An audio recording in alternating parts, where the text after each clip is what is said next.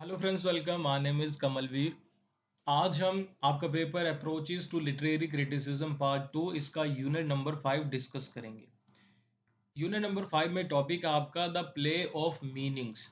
मैं आपको बताऊं कि ये वाला जो आपका टॉपिक है ना, इसमें मल्टीपल टॉपिक्स हैं। इसके अंदर कई सारे टॉपिक हैं जिसमें इसमें आपको रीडर रिस्पॉन्स क्रिटिसिज्म ये थ्योरी भी पढ़नी है। इसी में आपको डायलॉजिक्स पढ़ना है, स्ट्रक्चरलिज्म पढ़ना है, पोस्ट स्ट्रक्चरलिज्म पढ़ना है, और इसके अलावा डीकंस्ट्रक्शन मेथड ये पढ़ना है। तो ये सारे टॉपिक आपके आते हैं unit 5 approaches to literary criticism में। आज हम इसमें से टॉपिक जो डिस्कस करेंगे वो है रीडर रिस्पॉन्स क्रिटिसिज्म। अभी ये सीरीज ऑफ वीडियोस होंगी। नेक्स्ट वीडियो में फिर हम स्ट्रक्चरलिज्म, पोस्ट स्ट्रक्चरलिज्म, डीकंस्ट्रक्शन ये मेथड्स पढ़ेंगे। आज सिर्फ हम रीडर रिस्पॉन्स क्रिटिसिज्म पढ़ेंगे।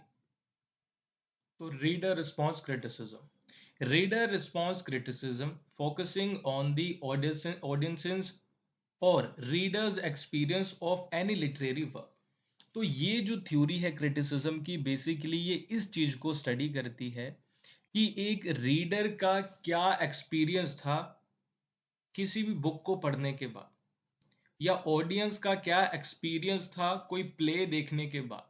जो भी लिटरेरी वर्क है, चाहे वो नॉवेल हो, चाहे वो पोइट्री हो, चाहे ऐसे हो, चाहे कोई स्टोरी हो, चाहे प्ले हो, वो देखने के बाद, पढ़ने के बाद रीडर या ऑडियंस का रिस्पॉन्स क्या था, उस चीज को ये स्टडी करती है। ये थ्योरी हमें बताती है कि जो ट्रेडिशनल थ्योरीज हैं, जो यानी कि रीडर रिस्पॉन्स थ्योरी के पहले की थ्योरीज हैं, वो फोकस क्या करती थी, वो स्टडी किया करती थी किसके ऊपर? फॉर्म और कंटेंट ऑफ लिटरेरी वर्क। उसका लिटरेरी वर्क मैंने आपको पिछली बार समझाया था। लिटरेरी वर्क का मतलब बुक भी हो सकता है, पोइट्री भी हो सकता है, प्ले भी है, नॉवेल है, उन सभी को लिटरेरी वर्क कहते हैं। तो लिटरेरी वर्क का जो कंटेंट है, यानी कि मान लो कोई नॉवेल की बात करो, तो वो नॉवेल कैसे लिखा गया, उसका फॉर्म क्या है, कंटेंट क्या है, उसमें कितने कैरेक्टर हैं, वो कैसे कैरेक्टर हैं, इन सारी चीजों की स्टडी की जाती थी ट्रेडिशनल थ्योरीज के द्वारा। लेकिन ये रीडर रिस्पॉन्स थ्योरी जो नई थ्योरी है, वो कहते हैं इन सारी चीजों की मुझे स्टडी नहीं करनी। मुझे स्टडी करना है कि रीडर का क्या एक्सपीरियंस था इसे पढ़ने के बाद, उसका क्या इंटरप्रिटेशन था। तो रीडर रिस्पॉन्स क्रिटिसिज्म ये एमर्ज हुआ, यानी कि इसकी शुरुआत हुई 1960s और 80s के दौरान, 1960 से 80 के दशक के दौरान। और ये कहां पे डेवलप हुई? जर्मनी और यूएस में, यानी कि यूनाइटेड स्टेट्स ऑफ अमेरिका और जर्मनी के जो स्कॉलर्स हैं, जो साइंटिस्ट हैं, लिटरेरी क्रिटिक हैं, लिटरेचर से जुड़े हुए हैं, उन्होंने इस थ्योरी को डेवलप किया और उन्होंने कहा हमें रिस्पॉन्स चेक करना है, रीडर्स का क्या है, हम उसे स्टडी करेंगे। Reader response criticism evolves around the phenomena respond to reading। ठीक है, एक फिनोमेना है, एक आप कह लो फिनोमेना है, एक सिस्टम है, तो वो है रिस्पॉन्स टू रीडिंग। कि रीडिंग के बाद आपका रिस्पॉन्स क्या होता है, आप कैसे उसे रिस्पॉन्ड करते हो, तो उस रिस्पॉन्स की इसमें स्टडी होती है। आप एज इट इज चीजें एग्जामिनेशन में लिख सकते हो जो मैं आपको बता रहा हूं। उसके बाद है the theory identifies reader as a significant and active agent. तो ये थ्योरी कहती है, देखो आप तो ये मानोगे, हम लोग ये मानते हैं कि जिसने बुक लिखी है वही सबसे इंपॉर्टेंट एक्टर है। हम ऑथर के बारे में हमेशा बात करते हैं कि ऑथर ने बुक लिखी है, कैसे लिखी है। ये कह रहे हैं ऑथर भी इंपॉर्टेंट है, लेकिन उससे भी ज्यादा इंपॉर्टेंट कौन है? रीडर है। रीडर है जो कि रिस्पॉन्सिबल है किस चीज के लिए? To impart the real meaning of the text by interpreting it. देखो ऑथर ने तो अपनी बुक लिख दी, अभी जो रीडर्स हैं वो उसे इंटरप्रेट करते हैं, वो बताते हैं कि ये बुक सही है या गलत है, ये स्टोरी अच्छी है या बुरी है, तो आप लोग उसे इंटरप्रेट करते हो ना। तो यानी कि उस स्टोरी को, उस बुक को, उस पोइट्री को रियल मीनिंग कौन दे रहा है? आप। क्योंकि आप उसे समझा रहे हो कि वो अच्छी है कि बुरी है। तो literature is like a performing art. Literature एक तरीके से आर्ट की तरह है। ओके। और वो कहते हैं कि इसी तरीके से जो रीडर है वो भी एक आर्टिस्ट है, और इस पूरी जो आर्ट है उसका वो एक पार्ट है, वो भी उसकी भी आप कह लो एक यूनिक परफॉर्मेंस है। टेक्स्ट के रिलेटेड वो क्या परफॉर्म कर रहा है? वो इसे इंटरप्रेट कर रहा है, इसे समझा रहा है। It stood against the other theories. और ये जो लिटरेरी क्रिटिसिज्म की ये जो रीडर रिस्पॉन्स क्रिटिसिज्म की थ्योरी है, ये बाकी थ्योरीज को क्रिटिसाइज करती है, उसके अगेंस्ट है, उसके ऑपोजिट है, उसे रिजेक्ट करते। ये कह रहे हैं कि जो न्यू क्रिटिसिज्म की थ्योरी थी वो बिल्कुल गलत है, जो फॉर्मलिज्म की थ्योरी थी वो गलत। गलत नहीं कहेंगे कि वो थ्योरीज अच्छी नहीं है, क्योंकि वो थ्योरीज रीडर के रोल को तो स्टडी ही नहीं करती थी, वो बस ये स्टडी करती थी ऑथर के बारे में।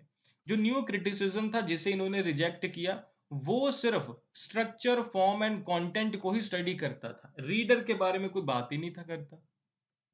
आगे ये लिखते हैं, there was no appeal to authors intention और his authority, nor did it consider the reader psychology. अभी रीडर की साइकोलॉजी को ये स्टडी नहीं करते थे, यानी कि रीडर की क्या साइकोलॉजी है, रीडर कैसी बुक पढ़ना पसंद करता है, कैसी स्टोरी पढ़ना पसंद करता है, स्टोरी पढ़ने के बाद उसमें कैसे चेंज आता है, ये सारी चीजों की स्टडी ये पुरानी थ्योरीज नहीं किया करती थी। Okay,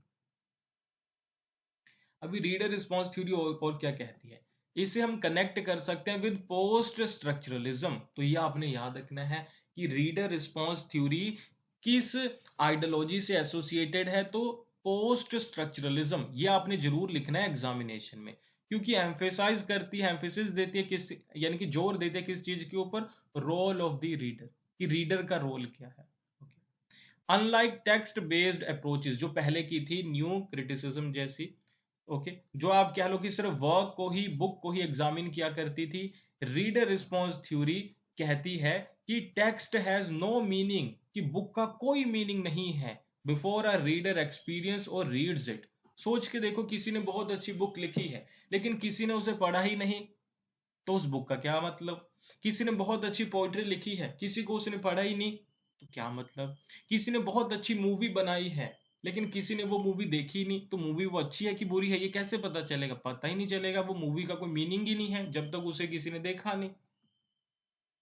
The reader response critic job is to examine the scope and variety of reader reactions। ये थ्योरी जो रीडर्स के अलग अलग रिएक्शंस हैं उसे स्टडी करती है, ठीक है, स्टडी करती है और उसे एनालाइज करती है the ways in which different readers sometimes called interpretive communities. देखो ये एग्जामिनेशन में 2 मार्क्स का क्वेश्चन भी आ सकता है कि इन्होंने रीडर्स को क्या कहा, तो रीडर्स को इन्होंने कहा इंटरप्रेटिव कम्युनिटीज, यानी कि जो इंटरप्रेट करती है वो इन्होंने कहा है। ये आपने याद रखनी चीजें, एग्जामिनेशन में जरूर लिखनी है। Reader response criticism is not a subjective, यानी कि किसी एक इंसान की बात नहीं करती, impression free for all, nor a legitimising of all half baked arbitrary personal comments on the literary work. ये कहते हैं कि इसका मतलब ये नहीं कि एक इंसान ने, रीडर ने जो कह दिया बस ये उसकी स्टडी करते हैं, नहीं, ये देखते हैं कि ओवरऑल, मान लो 50 लोग कह रहे हैं कि ये स्टोरी अच्छी है, 50 लोग कह रहे हैं कि ये स्टोरी बुरी है, 50 लोग कह रहे हैं कि इसके कैरेक्टर अच्छे हैं, 50 लोग कह रहे हैं कि इसके कैरेक्टर अच्छे नहीं है, तो ये 4 पार्ट्स में डिवाइड कर देंगे रीडर्स के एक्सपीरियंस को, फिर उसे स्टडी करेंगे। ओके, ये भी आपने याद रखना और ये भी लिखना है, the theory works with an ideology. इसकी एक आइडियोलॉजी, इस थ्योरी की क्रिटिसिज्म रीडर रिस्पॉन्स थ्योरी की एक आइडियोलॉजी वो है रीडर एग्जिस्टेंस, यानी कि ये कहते हैं कि रीडर भी एग्जिस्ट करता है, वो भी लिटरेचर का पार्ट है, उसके बिना लिटरेचर किसी मायने का है ही नहीं।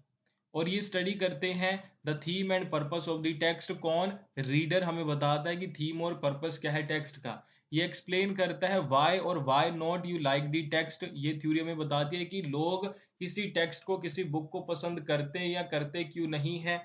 Flaws in the plot, plot में क्या क्या कमियां हैं ये इसके बारे में समझते हैं। Explain if you agree with the writers perspective और if you disagree with it. और ये एक्सप्लेन करते हैं कि कुछ लोगों ने इसको पसंद क्यों किया, कुछ लोगों ने इसे पसंद क्यों नहीं किया। There is no fixed absolute reading response. वो कहते हैं कि कोई रीडिंग रिस्पॉन्स फिक्स्ड नहीं होता, यानी कि सबका एक जैसा नहीं, सबका अलग अलग होता है।